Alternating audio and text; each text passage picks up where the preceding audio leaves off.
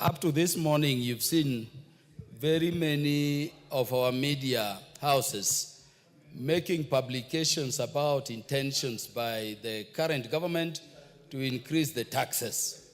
I wanted to confirm that that is the reason as to why, when we have a chance to confirm to the nation that that is not an intent, we have to thank you for allowing us to do so. Honorable Speaker, I sit in this committee which deals with taxation, and really that bill the media is talking about is not known to us. And let me confirm, Honorable Speaker, to the nation that it is Parliament that taxes. In fact, the main reason as to why parliaments exist is on the principle that there can be no taxation without representation. So these appearances they keep making that President Ruto or anybody outside of this house is imposing taxes is very wrong. It is insightful. And when we have a chance to demonstrate that the intent of this parliament is to the contrary, Honorable Speaker, we thank you for the opportunity. Honorable Speaker, through the Tax Laws Amendments Acts of 2024, we imposed 25% excise duty on fully assembled transformers. And I think members ought to understand this clearly, because I'm hearing members contributing, confusing parts, assembled, non-assembled. It was an imposition on fully assembled transformers.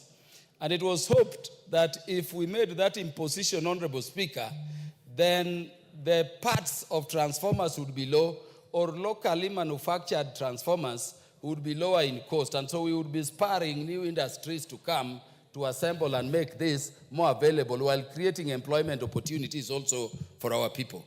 Honorable Speaker, contrary to that intent, and this is important, Kenya is a member of the East African Community, Common Customs External Tariff. And under that external tariff arrangement, all member states of the East African Community impose this tax under the same tariff code for both imported parts and fully assembled transformers. So that when we thought, even though we don't have companies which can manufacture transformers, the ones which can assemble would be getting the parts at a lower excise duty because we impose 25 on the fully assembled. The fact of the matter is that both fully assembled and the parts to be assembled locally under the East Africa Community Common Customs External Tariff Arrangement attract the same 25%.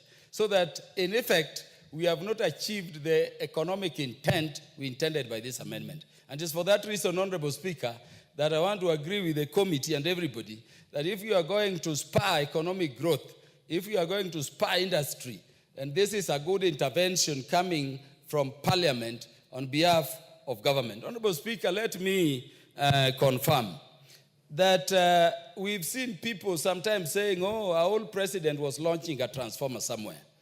The fact of the matter is that electric power penetration in the country is still very low. Honorable Speaker, my constituency is called Homa Bay Town. But do you know we are far, far below 30% of electric power penetration? And for some people, while others laugh at it, for some people, if we were to get just a transformer, it is a celebration worth launching. And therefore, any measure, Honorable Speaker, any measure that allows the country to improve on power distribution has a domino effect in terms of lighting up the country. Honorable Speaker, if we lower the cost of transformers, we essentially lower the cost of energy production by lowering the component. Order, Honorable Kaluma. There's a point of order by the Honorable Elisha Odhiambo. What is out of order? Mr. Speaker, thank you. I think the Honorable Kaluma has made a statement that the distribution of electricity in respective areas in the country is still very low.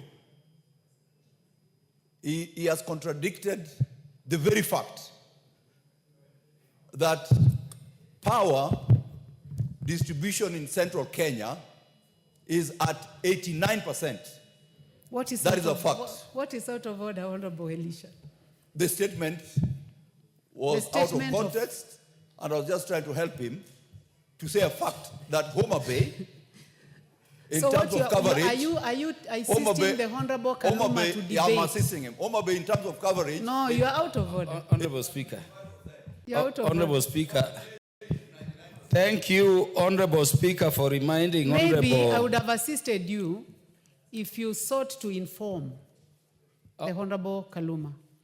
And I want to be generous. Do you want to Would you inform me? like to inform?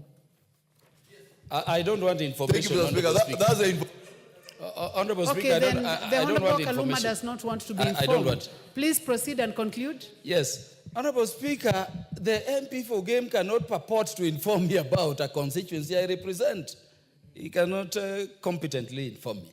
Honorable Speaker, the point I was making is that when some people, chide, go joking, they are saying, oh, our old president is, launching a transformer. The fact of the matter is that in some areas, seeing a transformer is huge. It makes lighting of those rural communities very easy.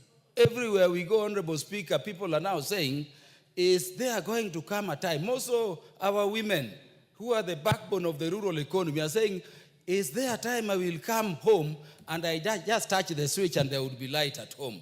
And so it is a big thing for us. Honorable Speaker, when we reduce the cost of transformers as a component for electric power distribution, the impact is that all our schools and learning institutions which are struggling with electrification will be electrified, and progress in the education sector will be achieved.